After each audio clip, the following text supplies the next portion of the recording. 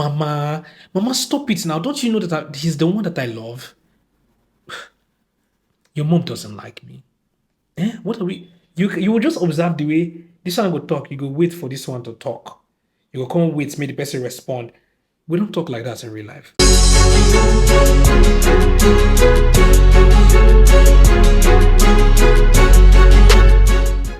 Hey, what's going on? This is the What Do We Know podcast. My name is Kelvin AB, and I'm so happy that we're doing this.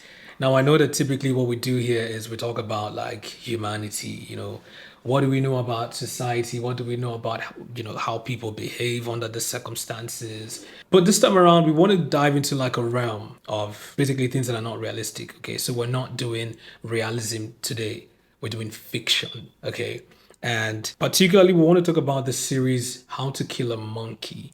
Now, I'm not going to lie to you, I'm not a big fan of Nollywood, right? I think that lots of films that Nollywood produces, I describe a lot of times as mediocre, right? That's my stance. Now, when it comes to the music industry, I think we are incredible in that area, but as far as Nollywood is concerned, I think we're a lot backwards because tell me why we've not done Alien Invasion. There's so much we haven't done. It's typically just the normal poverty. You're gonna get rich, you're gonna marry the girl, everyone's happy. I think it's too easy, too cheesy for the most part. So whenever I hear someone say, oh, there's something new, there's like a new film, I'm like, okay, I hope these guys are bringing something new to the story, something that we haven't heard before. And that was the question that I asked first. I was like, is this new? Is this fresh? Or is this a rerun of everything we've seen before? And they're like, oh yeah, it's new. See, if you watch this one, I promise you go check. Like, I'm like, okay, fine, let me watch it. And I did. I watched How to Kill a Monkey. And I'll let you know how I feel, but I'm just gonna walk right into it. Okay, I'm just gonna just ease my way into this. I'll tell you first of all that I found this movie to be very annoying and more so because of the main character, Ife. I think he's the most unlikable character in the movie. He's very unlikable. He blames people for his misfortunes. Doesn't really. He expects you to just hear, "Oh, you're poor, chai. Sorry, oh yeah, come on, take this free chim chim. Oh, you're poor, chai. Come on, sit down here." And I don't know what sense of entitlement that is, but it's painful. It is so painful to me, and that's what I kept saying the whole time. And he's always shouting at everybody. Oh, first of all, spoiler alert. If you have not seen it, I beg, this video is not for you. So let me just indicate that here because I'm going to make some references to things that I've seen in the movie, right, in the series. So he comes to the hospital one time. He was supposed to be there earlier in the day because his wife had some complications during childbirth, right? Okay. And he doesn't come with as much money as he's supposed to. He was supposed to come with like 250K, but he shows up, he only gets 50K, which gets stolen, right? And then he shows up to the hospital, and the nurses are telling him, "Oh, we can't do this or do that for you without the money." And instead of this man to the beg, you are shouting. Why did the writers of this movie make it such that he's always shout every chance he gets, he's shouting at you? Like you're supposed to even be begging because you are at the mercy of these people. But you are shouting, yeah, they stole the money now. I have the money. I have the money. You get time before. Is it property? No. So what is like why he is so annoying? Then should we talk about the fact that he understanding how bad things are in his house, right? And how in his home the small salary where they collect from where they work, which doesn't even do much for the home. If he loses that, they lose pretty much everything, right? So he understands what is at stake. And yet, how will you now go to the your restaurant where they work? Your madam they give instruction. Your madam is saying, don't do this. She's categorically telling you, don't do it. Stay here. That exact same way your madam tell you no do, that's what you do. And then when she's like, oh, they are going to fire you, you're now begging, like, hey, sorry, I need this job, I need this job. Did you not think about that before you went ahead to disobey the instruction she gave to you? I don't feel bad for you. So with this point, I'm just letting you know that this person is very unlikable, very entitled, doesn't want to take accountability for his wrong actions and all that. Very, very terrible in that regard. So I feel no sense of empathy for him. Then he always acts as though he's clueless. He does not know. He need to think far ahead. How you go person office, you can't see juju something with a hang for wall. You can see that and you still allow yourself enter inside. Then you act surprised when they tell you that what they are doing is a little bit bad. You're not surprised. You can already see juju from the beginning. And yet you enter inside and you're acting surprised. Iwewu, that's that. Or is it the time when you're seeing this keke and you have looked inside, you're seeing somebody dressed in a hoodie, cap, covering the face, looking all suspicious. You still enter the keke. Now you pause first, look on. They shake, and yet you still go inside. What is wrong with you? What is your problem? But do I blame this character in itself? No, I blame the people who wrote this thing.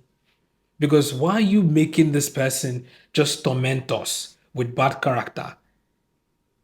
Like, I think lots of people would get entitled just watching it, but just feel like this sense of entitlement would eat deep into some people's character. But these are just a few things about him, right? But now let's talk about some other things, like because I feel like generally in this film, you can see lots of people doing too much. There are lots of scenes that just shows you how people are doing too much. From when he was trying to explain how his daily life is, right? He's about to take a bus, and they feel the need to just show you that. Sensitive. Hey, shift. Come on, let me enter. Calm down. Even if you guys just show him stopping a bus, trying to enter the bus, sits down calmly. It's fine. We'll get it. It's still stressful. You don't have to be so dramatic. It's about to fall off and all that. Don't do too much like that, please. It's unnecessary.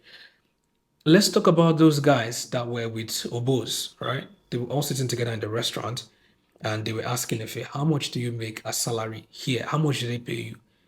The moment he says 42,000, they all burst into laughter. Hey, 42,000! Hey, 42,000! You mean to tell me that these people who most likely were poor people, they were not born with a silver spoon. Opportunity and I made them. They started doing their whatever it is that they are doing, working for him. We know the business is doing, right?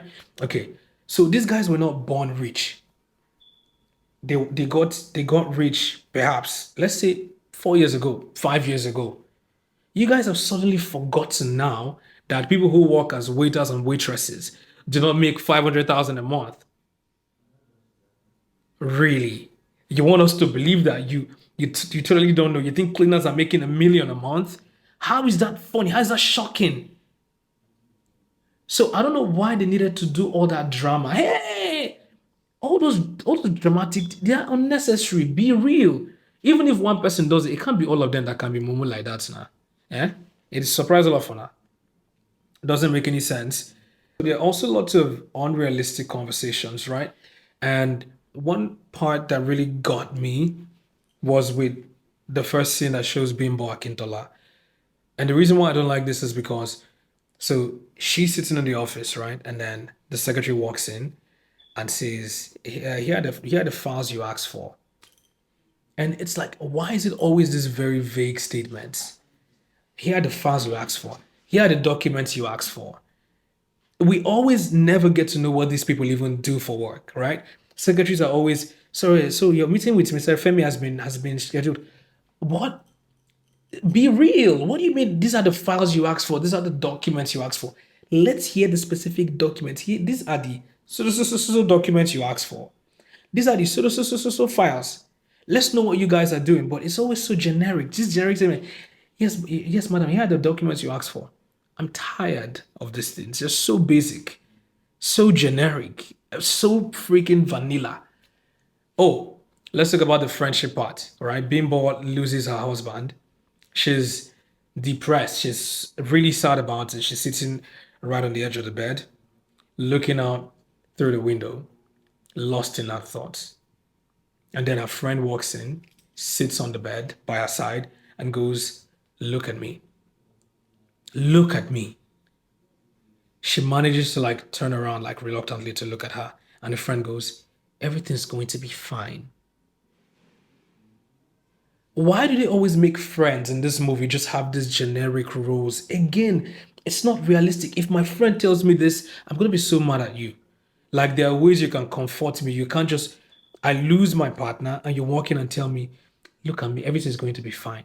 So, what you're saying is, I shouldn't mourn. I shouldn't be sad because everything's going to be fine. Let me follow you and be dancing, shining my teeth. Everything's going to, you know this how. Like there are other things you guys can write these friends to do, not this very generic, everything's going to be fine. Like you're not helping if you think you are. You're not. I also don't like the fact that they're always angry. Everyone in this movie is angry. Whether it's the manager in the restaurant, whether it's, as a matter of fact, there's this one scene where a woman who's selling food by the roadside, she sees this guy who's sitting by the tree. He's not even sitting on one of our chairs or the chairs which they use to serve customers. He did one side. By the side, just along the road, it not be a shop, because not be even shop now outside, sitting by the tree there. And she has a problem with it to a point where she shouts, what did I do for you? He did like you chill. Jesus. He finally buys biscuits for her. She still shouts again. Like, why is everybody so angry? Why? Can't you see how unrealistic it is? We are not these raving mad dogs in this country. Yes, people they para, but you're not rich like this. How unlucky do you have to be this kind of person who every time you touch something, it dies, it withers? Because back to back, everything is happening to this guy at once.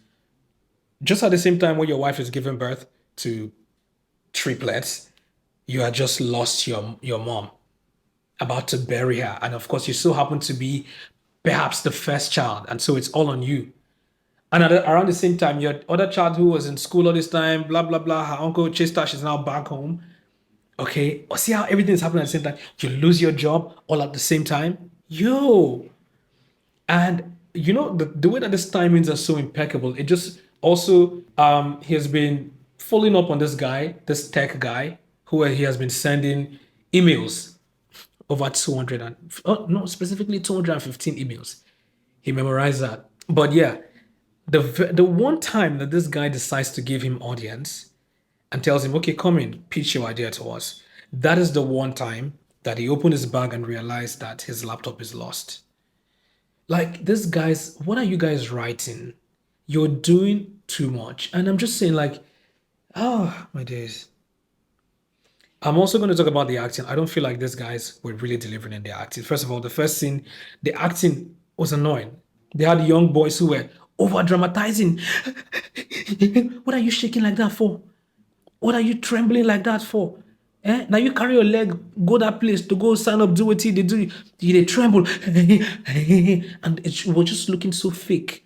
And the people who direct that scene, they watch and finish went, yeah, this is acting. Let's put it in this film. Nonsensical. And I hate this year very, very generic Nollywood conversations. Mama, stop it now. Don't you know that he's the one that I love? Your mom doesn't like me. Eh? What are we? You will just observe the way this one will talk. You go wait for this one to talk. You go come wait, make the person respond. We don't talk like that in real life. Oh, just check out the way Bimbo was talking to her husband over the phone before he died. Yeah, he go talk one line. Oh, but you know that. Oh, really? No, no, no, no, no. Oh no, like, and that's what you guys are praising as acting. That's not acting. No. That is not acting. Finally, the part where this Obo's guy introduces his wife to Ife and Ife's wife, right? Um, so the wife comes down from like upstairs, right? She walks down. And the moment she comes downstairs and sees the guest, she greets the guest, she goes right ahead to sit on the husband's laps. Really. So you mean to tell me that this is what you do every day that you have guests? You come down and you go sit down for your husband laps. Like, come on. We know it's your husband. We get it. You don't have to over dramatize. Like, it's not possible that every time you have guests, that's how you're doing it. Hey, sit down for your laps. We get the point. Jesus Christ. They're always doing too much with these things. And it's like, come on, just less is more. Less is more. So I'll be back for episode 2. This was just what I found in episode 1, right? I wonder what more awaits me. I wonder what more awaits me. But what I know about this episode 1 so far is that it's an annoying pain in the bum bum.